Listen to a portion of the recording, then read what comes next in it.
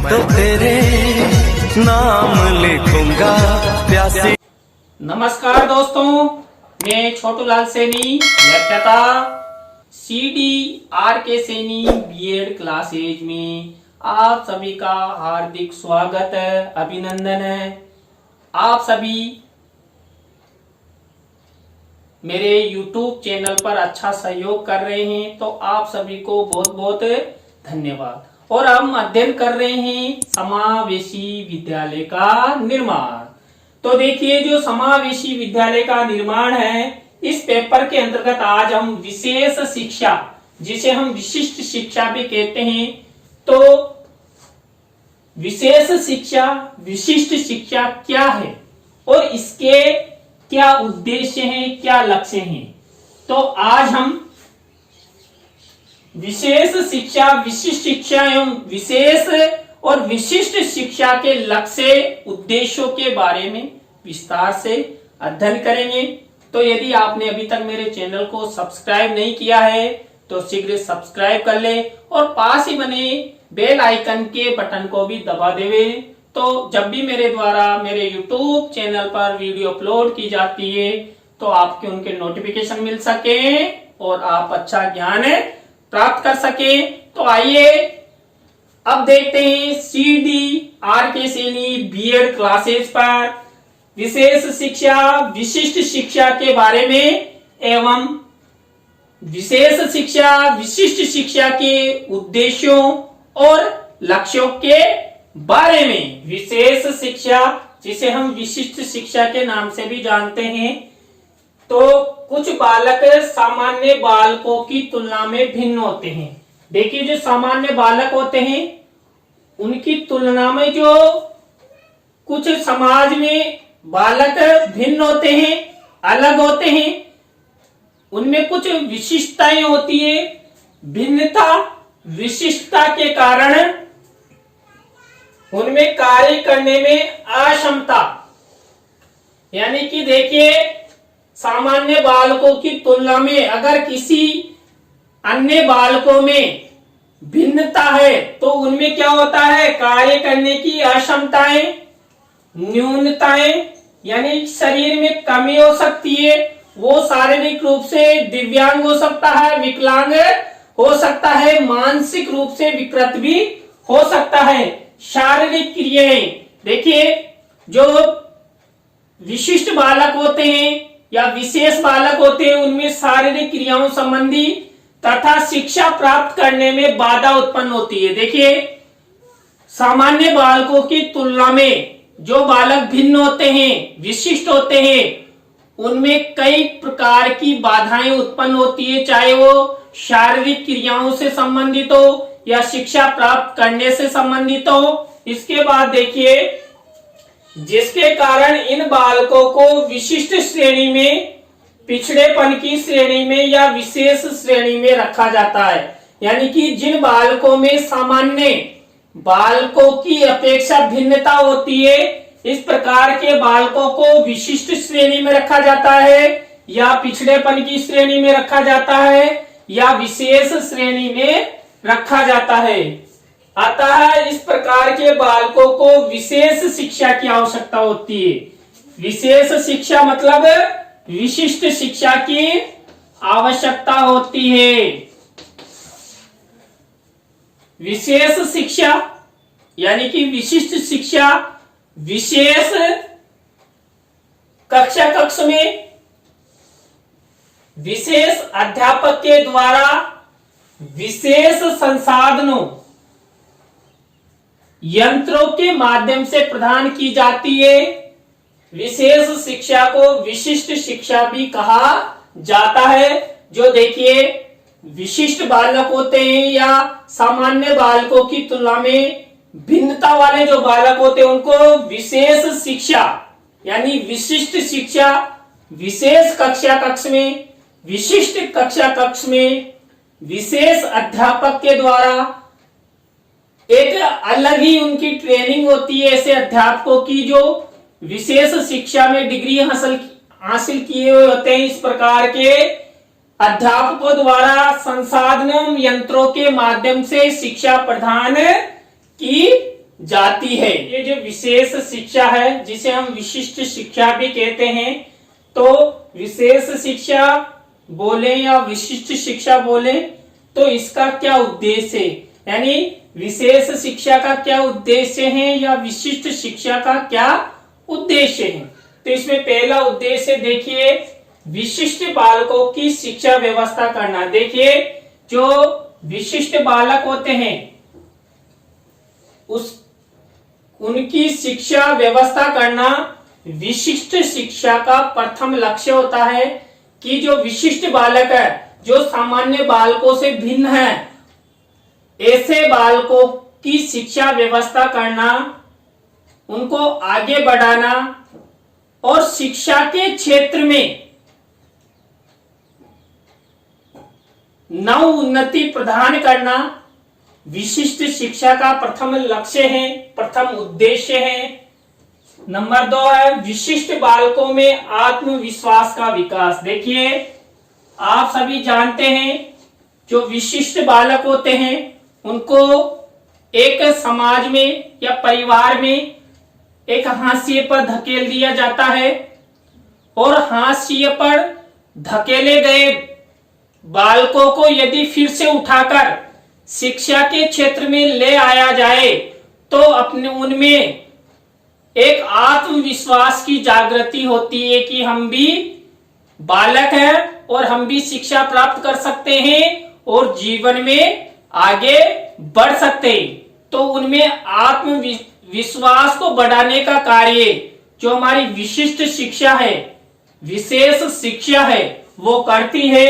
Number 3 है विशेष बालकों का सर्वांगीण विकास। देखिए जो विशिष्ट शिक्षा है उसका उद्देश्य होता है जो विशिष्ट बालक होते हैं उनका सर्वांगीण विकास करना, शारीरिक, मानसिक, बौद्धिक, आर्थिक, सामाजिक सभी रूपों में विशिष्ट बालकों का विकास करना विशिष्ट शिक्षा का लक्ष्य है, उद्देश्य है। इसके बाद है विशिष्ट बालकों के समायोजन में सहायता। देखिए जो समाज में विशिष्ट बालक होते हैं उनको समायोजन में दिक्कत आती है। वे समाज में, विद्यालय में और कक्ष में अपना समायोजन नहीं कर पाते हैं, लेकिन जो विशिष्ट शिक्षा है वह इन विशिष्ट बालकों के समायोजन में सहायता करती है, उनको समायोजन के तरीके बताती है। एक ही कक्ष में पढ़ने के लिए सभी को समान रूप से शिक्षा प्रदान करने के लिए विशिष्ट शिक्षा जो विशिष्ट बालक है, विशेष बालक है, उनका सहयोग करती है। इसके बाद है सुगम कक्ष वातावरण का निर्माण करना। देखिए जो समावेशी एक विशेष शिक्षा है, विशिष्ट शिक्षा है, वो जो विशिष्ट बालक होते हैं उन बालकों के लिए सुगम कक्ष, सुगम मीन्स आसानी से कक्ष में वो बैठ जाए, शिक्षा ग्रहण कर सके, विद्यालय जा सके, ऐसी व्यवस्थाएं करना विशिष्ट शिक्षा का लक्ष्य है। इसके बाद देखिए विशिष्ट बालकों को निर्देशन एवं परामर्श। आप सभी जानते हैं जीवन में आगे बढ़ने के लिए सभी को निर्देशन और परामर्श की आवश्यकता होती है। देखिए यदि जिसको निर्देशन एवं परामर्श अच्छा मिलता है वो जीवन में बहुत प्रगति करता है, आगे जाता है और शीघ्र ही किसी प्रशासनिक सेवा, किसी सरकारी सेवा या अध्यापक के पद पर सुशोभित होता है। तो यहाँ पर भी जो विशिष्ट बालक है उन बालकों को निर्देशन एवं परामर्श की व्यवस्था विशिष्ट शिक्षा के माध्यम से की जाती है, जिससे वे भी समाज में प्रशासनिक सेवाओं में जा सके, सरकारी सेवाओं में जा सके और अच्छे पद हासिल कर सके। तो उनके विकास और सेवाओं की प्राप्ति हेतु उनको निर्देशन एवं परामर्श प्रदान किया जाता है। इसके बाद है विशिष्ट बालकों हेतु शिक्षा कार्यक्रमों का आयोजन। देखिए, जो विशिष्ट बालक होते हैं उन विशिष्ट बालकों के विकास हेतु विशिष्ट शिक्षा द्वारा समय समय पर शिक्षा संबंधी कार्यक्रम आयोजित किए जाते हैं, जैसे सेमिनार है, रिसर्च के सेंटर है, कि इनकी विशिष्टता किस प्रकार कम की जाए जिससे वो समाज में अच्छा समायोजन कर सके, अच्छी शिक्षा प्राप्त कर सके और वे अपनी प्रगति प्राप्त कर सके।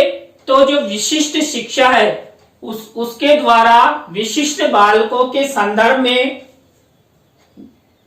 बीच बीच में शैक्षिक कार्यक्रमों का आयोजन किया जाता है। इसके बाद है विशिष्ट बालकों को स्वास्थ्य संबंधी जानकारी। देखिए, जो विशिष्ट बालक होते हैं उन बालकों को स्वास्थ्य संबंधी जानकारी की अति आवश्यकता होती है, क्योंकि जो विशिष्ट बालक होते हैं उनमें या तो शारीरिक दिव्यांगता होती है या मानसिक विकृति होती है या कुछ विशिष्टताएं होती है।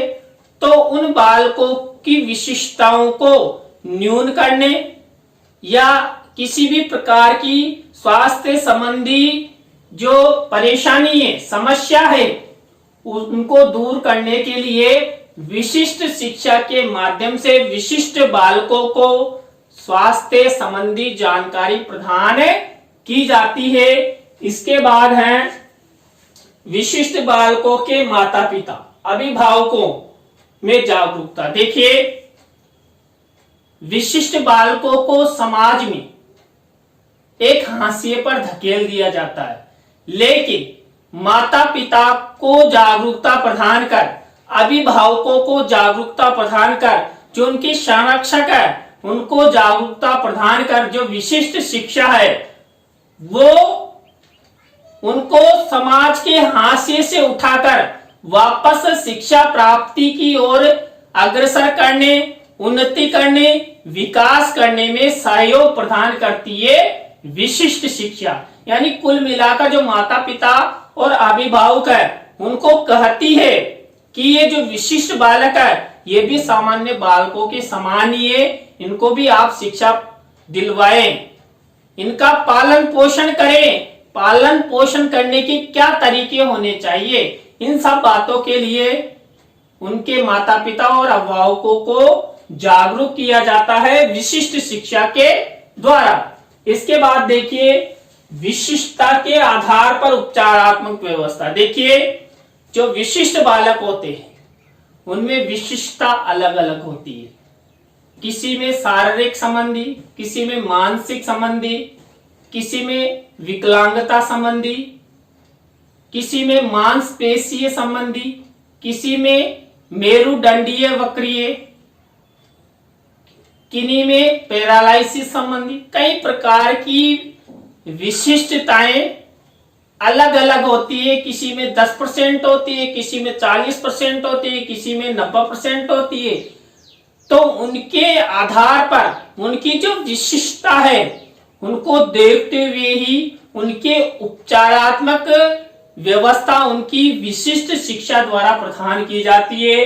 इसके बाद है सामाजिक कौशलों का निर्माण। देखिए, सामान्य बालक हो या विशिष्ट बालक हो, सभी को अपने अपने कौशलों का निर्माण करना अति आवश्यक होता है।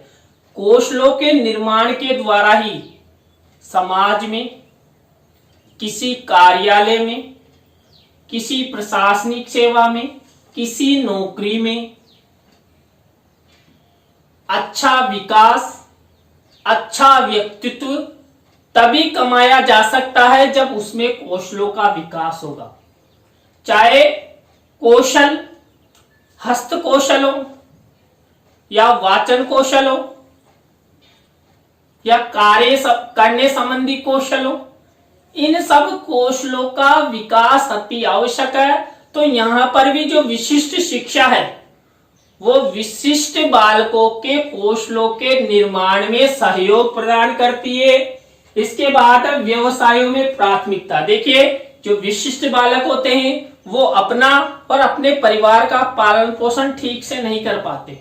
तो उनको जो शिक्षा के साथ साथ यदि कोई वो व्यवसाय करना चाहते हैं, आगे बढ़ना चाहते हैं, तो उनको व्यवसायों में प्राथमिकता प्रदान की जाती है, उनको ऋण की सुविधा प्रदान की जाती है, उनको स्थान दिया जाता है, और किसी भी प्रकार की कोई गवर्नमेंट शॉप की स्थापना होती है तो वहां पर विशिष्ट बालकों को सहयोग प्रदान किया जाता है। इसके बाद देखिए आवश्यक संसाधनों एवं यंत्रों की व्यवस्था। देखिए विशिष्ट बालकों में अलग अलग विशिष्टताएं होती है और उन विशिष्टताओं को संसाधनों और यंत्रों के माध्यम से काफी हद तक न्यून किया जा सकता है। तो न्यून करने के लिए विशिष्ट शिक्षा के माध्यम से उनको संसाधन और यंत्रों की सुविधाएं उपलब्ध करवाई जाती है। इसके बाद देखिए भविष्यकृत सुझाव एवं शिक्षा। देखिए जो विशिष्ट बालक है उनको विशिष्ट शिक्षा के माध्यम से भविष्यकृत सुझाव प्रदान किए जाते हैं कि यदि आप शिक्षा प्रदान करेंगे, शिक्षा प्राप्त करेंगे तो अपना फ्यूचर निर्माण कर सकते हैं। यदि आप समाज के हाशिए पर जाना चाहते हैं तो आप यदि शिक्षा प्राप्त नहीं कर रहे हैं तो आप समाज के हाशिए पर जाएंगे, और समाज में अच्छा पद चाहते हैं, अच्छा व्यक्तित्व चाहते हैं तो आपको शिक्षा ग्रहण करनी पड़ेगी, और शिक्षा ग्रहण करते हुए ही आप आगे बढ़ सकते हैं। तो जो विशिष्ट बालक होते हैं उनको भविष्यकृत सुझाव एवं शिक्षा प्रदान की जाती है विशिष्ट शिक्षा के द्वारा। इसके बाद लास्ट है सामाजिक सुरक्षा एवं अस्तित्व। देखिए आप सभी जानते हैं कि समाज में सभी का अस्तित्व होता है, सब अपना अपना अस्तित्व बचाना चाहते हैं, सभी अपनी सुरक्षा चाहते हैं। तो विशिष्ट शिक्षा के माध्यम से जो विशिष्ट बालक हैं वो उनका भी अस्तित्व और सामाजिक सुरक्षा प्रदान की जाती है। तो देखिए आज की क्लास में हमने विशेष शिक्षा, जिसे हम विशिष्ट शिक्षा भी कहते, तो हमने विशिष्ट शिक्षा एवं विशिष्ट शिक्षा के उद्देश्यों, लक्ष्यों का अध्ययन किया। आपको वीडियो कैसा लगा कमेंट्स में जरूर बताएं। तो हम आपसे नए टॉपिक के साथ फिर मिलेंगे। धन्यवाद।